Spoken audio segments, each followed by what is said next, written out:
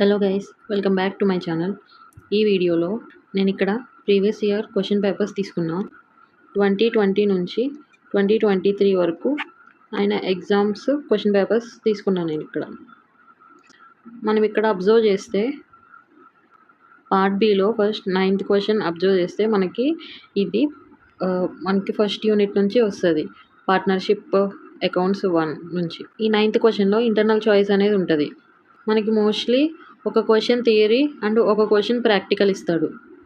December 2023 అటెంప్ట్లో ప్రాక్టికల్ క్వశ్చన్లో అడ్మిషన్ ఆఫ్ పార్ట్నర్ ఇచ్చాడు. అంతకుముందు పేపర్లో సేమ్ అడ్మిషన్ ఆఫ్ పార్ట్నర్ ఇచ్చాడు. అంతకుముందు సేమ్ అడ్మిషన్ ఆఫ్ పార్ట్నర్. అంతకుముందు రిటైర్మెంట్ ఆఫ్ పార్ట్నర్ ఇచ్చాడు. ఇక్కడ రిటైర్మెంట్ ఆఫ్ పార్ట్నర్ ఇచ్చాడు. ఇక్కడ అడ్మిషన్ ఆఫ్ పార్ట్నర్ ఇచ్చాడు. అండ్ 2020 అటెంప్ట్లో డెత్ ఆఫ్ ద పార్ట్నర్ ఒకటి, అడ్మిషన్ ఆఫ్ పార్ట్నర్ ఒకటి ఇచ్చాడు. ఇప్పుడు మనకి మోస్ట్లీ 9th క్వశ్చన్లో ఒక క్వశ్చన్ థియరీ నుంచి ఒక క్వశ్చన్ ప్రాక్టికల్ క్వశ్చన్ అనేది ఇస్తాడు. ఆ practical question either admission of partner or retirement of partner ఇస్తాడు.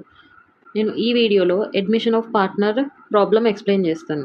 ఇక్కడ ఇచ్చిన క్వశ్చన్ డిసెంబర్ 2023 అటెంప్ట్ ఇది. క్వశ్చన్లో మనకి ఏమి ఇచ్చాడు, ఇది admission of partner question. Last చూడండి, prepare revaluation account, capital account and balance sheet after జెడ్స్ అడ్మిషన్.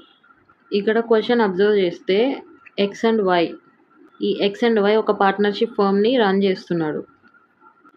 అండ్ వీళ్ళు ప్రాఫిట్స్ని 3:2 రేషియోలో షేర్ చేసుకునేవారు.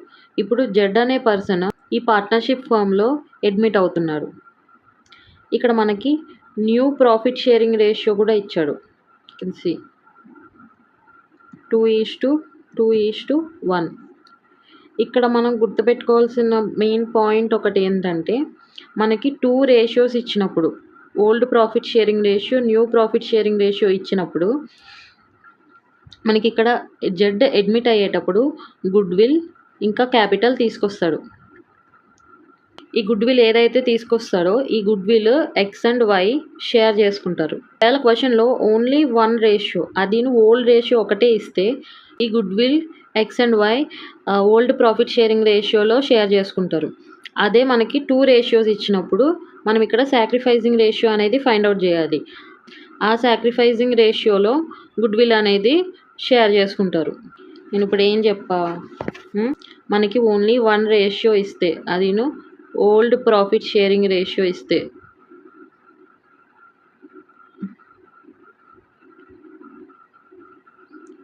గుడ్ విల్ అనేది ఓల్డ్ ప్రాఫిట్ షేరింగ్ రేషియోలోనే షేర్ చేయాలి. అదే మనకి 2 రేషియోస్ ఇస్తే మనం సాక్రిఫైజింగ్ రేషియో ఫైండ్ అవుట్ చేసి గుడ్ విల్ అనేది సాక్రిఫైజింగ్ రేషియోలో షేర్ చేస్తాం. ఈ సాక్రిఫైజింగ్ రేషియో ఎట్లా ఫైండ్ అవుట్ చేస్తామంటే, మనకి sacrificing ratio formula old profit sharing ratio minus new profit sharing ratio. Partnership ఫర్మ్లో 2 పార్ట్నర్స్ ఉన్నప్పుడు ప్రాఫిట్స్ ఎక్కువ వస్తాయి. అదే 3 పార్ట్నర్స్ ఉన్నప్పుడు షేరింగ్ ఎక్కువ కాబట్టి ప్రాఫిట్స్ అనేవి కొంచెం తగ్గుతాయి. సో ఈ ఎంతైతే తగ్గుతుందో మనం దాన్ని సాక్రిఫైజింగ్ రేషియో అంటాము. సో అది మనకి ఎలా తెలుస్తుంది, ముందున్న షేర్ నుంచి న్యూ షేర్ని మైనస్ చేస్తే మనకి సాక్రిఫైజింగ్ షేర్ అనేది వస్తుంది. సేమ్ అట్లనే sacrificing ratio is equal to old ratio minus new ratio. ఇక్కడ ఈ క్వశ్చన్లో సాక్రిఫైజింగ్ రేషియో ఏమవుతుంది, first X sacrificing ratio find out చేద్దాం. X old ratio 3/5, X new ratio 2/5.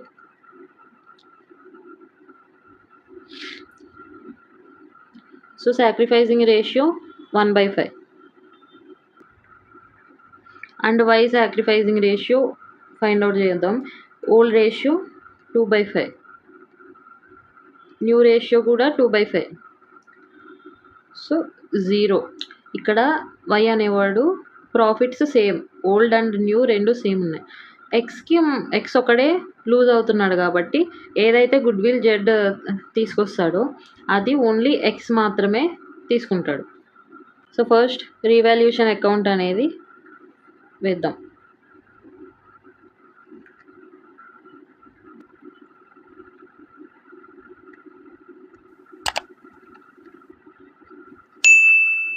revaluation account, particulars amount rupees. మనకి revaluation అకౌంట్లో ఏవైతే assets and liabilities రీవాల్యూడ్ అయినాయో అవి మాత్రమే నోట్ చేసుకుంటాం. ఇక్కడ మనకి ఇచ్చిన ఎడిషనల్ ఇన్ఫర్మేషన్లో ఫస్ట్ ఏమి ఇచ్చాడు, first point revaluation of assets land and building 18,000 and next stock 16,000. March 31కి యాక్చువల్లీ ల్యాండ్ అండ్ బిల్డింగ్స్ 8,000 ఉన్నాయి, బట్ తర్వాత 18,000కి ఇంక్రీజ్ అయింది. సో మనం అసెట్ ఇంక్రీజ్ అయితే డెబిట్ సైడ్ నోట్ చేసుకుంటాం. అప్పుడు ఎంట్రీ ఏమొస్తుంది, land and buildings account debit to revaluation account. ఎంత ఇంక్రీజ్ అయింది, 10,000. సో ఇప్పుడు రీవాల్యుయేషన్ అకౌంట్లో బై ల్యాండ్ అండ్ బిల్డింగ్స్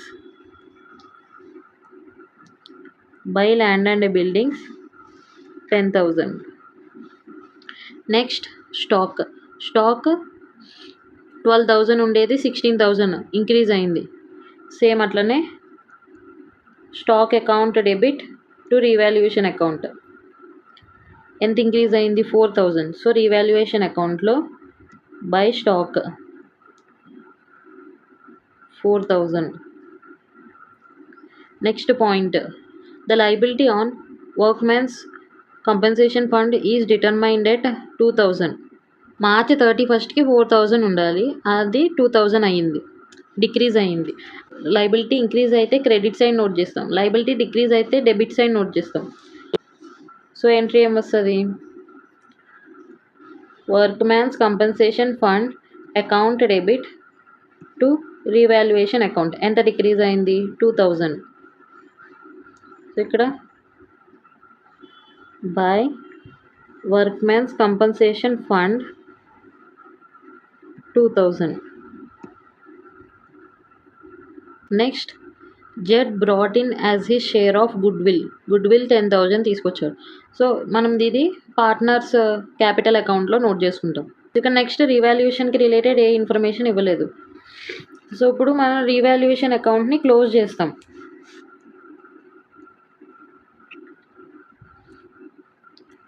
$16,000.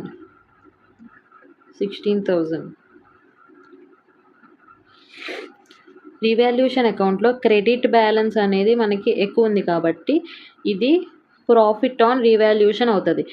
ఈ ప్రాఫిట్ ఆన్ రీవాల్యుయేషన్ని మనం ఓల్డ్ పార్ట్నర్స్కి షేర్ చేస్తాం. టు ప్రాఫిట్ ఆన్ రివాల్యుయేషన్ ఎంత, 16,000. ఈచ్ పార్ట్నర్కి ఎంత వస్తుంది, వాళ్ళ old profit sharing ratio 3:2.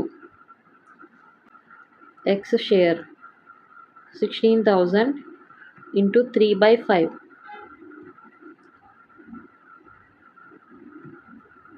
It is equal to 9,600.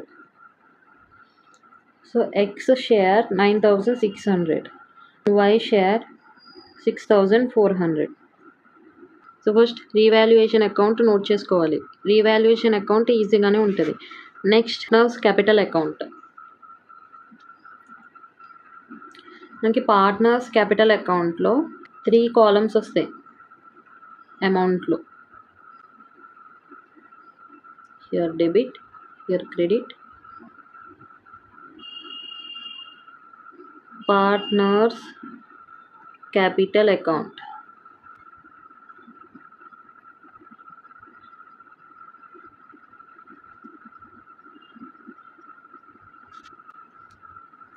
X, Y, Z. And on credit side X, Y, Z. ఇక్కడ క్వశ్చన్లో ఇచ్చిన బ్యాలెన్స్ షీట్లో X and Y capital balances ఉన్నాయి. సో పార్ట్నర్స్ క్యాపిటల్ అకౌంట్లో క్యాపిటల్ అనేది credit balance. So credit side by balance brought down. X capital ఎంత ఉంది? 10,000. So X కాలంలో 10,000. Why capital 8,000. వై కాలంలో 8,000 నోట్ చేసుకుందాం. నెక్స్ట్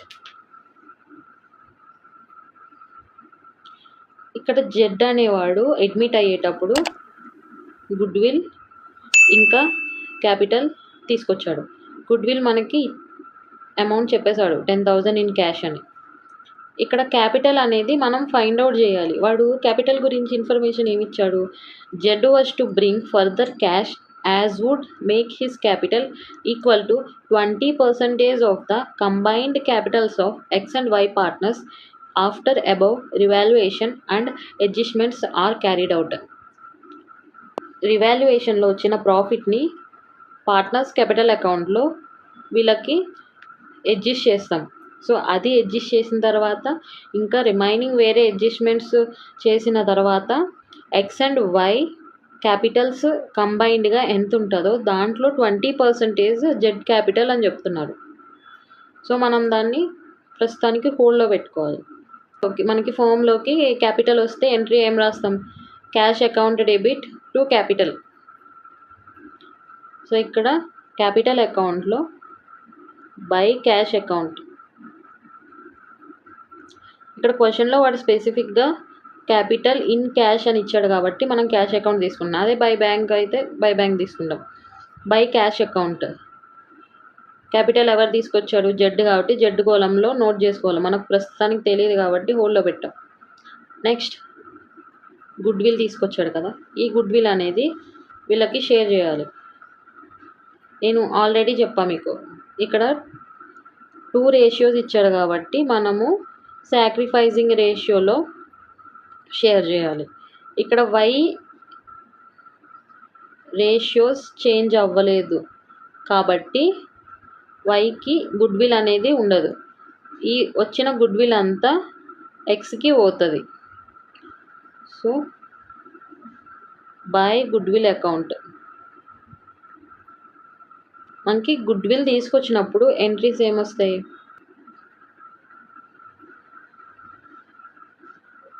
క్యాష్ వస్తుంది కాబట్టి cash account debit to goodwill account. So cash తెచ్చినప్పుడు మనము ఈ ఎంట్రీ నోట్ చేసుకుంటాం. తర్వాత గుడ్ విల్ అనేది ఓల్డ్ పార్ట్నర్స్కి షేర్ చేసినప్పుడు గుడ్ విల్ అకౌంట్ని క్యాన్సిల్ చేస్తూ ఎంట్రీ రాసుకుంటాం. Goodwill account debit to goodwill అనేది మనం ఓల్డ్ పార్ట్నర్స్కి షేర్ చేస్తున్నాం కాబట్టి to X account. X capital అకౌంట్లో బై గుడ్ విల్ అకౌంట్ అని ఎక్స్ కాలంలో 10,000 నోట్ చేసుకుంటాం. నెక్స్ట్ ఈ రీవాల్యుయేషన్ ప్రాఫిట్ అనేది పార్ట్నర్స్ క్యాపిటల్ అకౌంట్కి షేర్ చేయాలి. పార్ట్నర్స్ క్యాపిటల్ అకౌంట్కి యాడ్ అవుతాయి కాబట్టి క్రెడిట్ సైడ్ నోట్ చేసుకుంటాం. అదే లాస్ అయితే డెబిట్ సైడ్ నోట్ చేసుకుంటాం. ఇక్కడ credit side by profit on revaluation account in X column 9,600 and in Y column 6,400. Next and ఇంకొకటి గుర్తుపెట్టుకోవాల్సింది ఏంటంటే, ఒక న్యూ పర్సన్ అడ్మిట్ అయ్యేదానికి ముందు ఏదైతే రిజర్వ్స్ అండ్ సర్ప్లస్ ఉన్నాయో అవి ఓల్డ్ పార్ట్నర్స్కి షేర్ చేసేయాలి. ఇక్కడ ప్రాఫిట్ ఏమీ లేదు కానీ రిజర్వ్ అనేది ఉంది. సో ఈ జనరల్ రిజర్వ్ని మనము ఎక్స్కి వైకి ఈ 3:2 రేషియోలో షేర్ చేయాలి.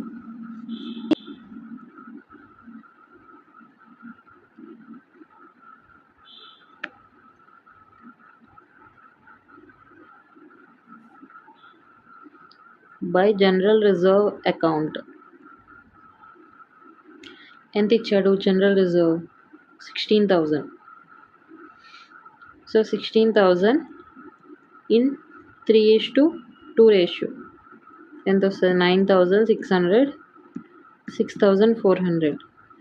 సో ఇక్కడ మనం రీవాల్యుయేషన్ని అడ్జస్ట్ చేసాం. రిమైనింగ్ ఆల్ అడ్జస్ట్మెంట్స్ని అడ్జస్ట్ చేసిన తర్వాత ఇప్పుడు X and Y capital account ఎంత? 10,000 ప్లస్ 10,000 ప్లస్ 10,000 ప్లస్ 9,600 ప్లస్ 9,600, 19,200, 39,200.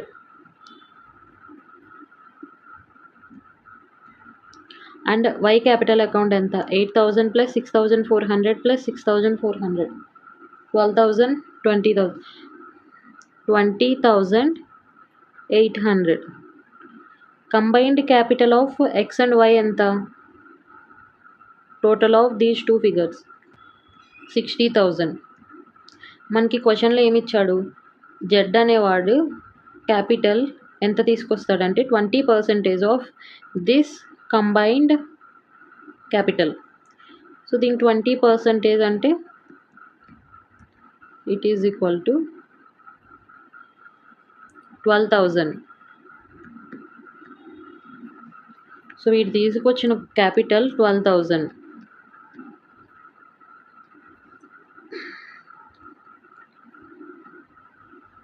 ఈ అకౌంట్ని క్లోజ్ చేసేద్దాం. 39,200, 20,800, 12,000 to balance carried down. 39,200, 20,800, 12,000. Partners capital account కూడా కంప్లీటెడ్. నెక్స్ట్ మిగిలింది balance sheet.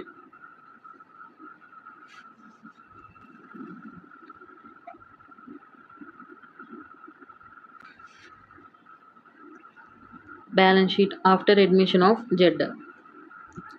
Liabilities, amount, assets, amount. Old balance sheet చూసుకుంటే మనకి ఫస్ట్ క్యాష్ బ్యాలెన్స్ అనేది ఉంది. మనం క్యాష్ బ్యాలెన్స్ సేమ్ నోట్ చేయలేము, ఎందుకంటే మనం చేసిన అడ్జస్ట్మెంట్స్ వల్ల క్యాష్ బ్యాలెన్స్ అనేది ఇంక్రీజ్ అవ్వచ్చు, డిక్రీజ్ అవ్వచ్చు. సో దాన్ని చూడాలి. ఓల్డ్ బ్యాలెన్స్ షీట్లో 9,000 ఉంది క్యాష్ బ్యాలెన్స్. సో మనము చేసిన అడ్జస్ట్మెంట్స్ ఏమున్నాయి? ఇక్కడ ఈ రీవాల్యుయేషన్ అకౌంట్ వల్ల మనకి క్యాష్ అనేది ఏది ఇంక్రీజ్ అవ్వదు, డిక్రీజ్ అవ్వదు. అవి జస్ట్ వాల్యూస్ చేంజ్ అయినాయి అంతే. ఇక్కడ మనకి జెడ్ అడ్మిట్ అయినప్పుడు గుడ్ విల్ ఇంకా క్యాపిటల్ తీసుకొచ్చాడు ఫర్మ్లోకి. సో తీసుకొచ్చినప్పుడు క్యాష్ అకౌంట్ అనేది ఇంక్రీజ్ అవుతుంది. గుడ్ విల్ ఎంత తీసుకొచ్చాడు? 10,000, capital 12,000.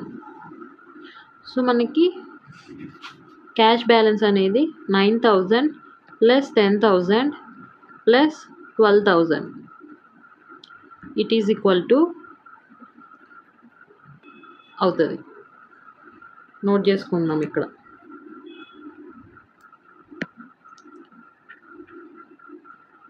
Cash and bank balance. Next stock revaluation value ఇచ్చాడు 16,000. నోట్ చేసుకోవాలి. Stock revalued value is 16,000. Plant and machinery 10,000. దీంట్లో ఏ చేంజ్ లేదు.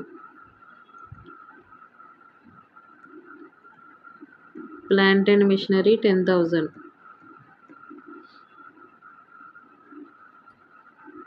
Next buildings revalued value 18,000. 18,000 note చేయాలి. Land and buildings 18,000.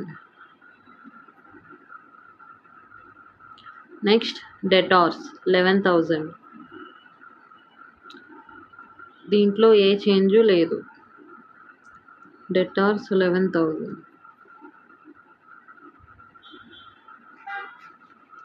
Next liability సైడ్లో వర్క్మెన్స్ కంపన్సేషన్ ఫండ్ అనేది 2,000కి revalue అయ్యింది. సో 2,000 నోట్ చేసుకోవాలి.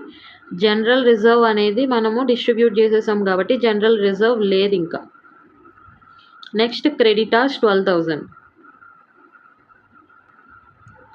Workmen compensation fund 2,000. Next creditors 12,000. Next capital ఒకటి నోట్ చేయాలి. మనకి క్యాపిటల్స్ వాల్యూ పార్ట్నర్స్ క్యాపిటల్ అకౌంట్లో ఏదైతే బ్యాలెన్సింగ్ ఫిగర్ ఉందో that is balance carried down. ఇది క్యాపిటల్స్.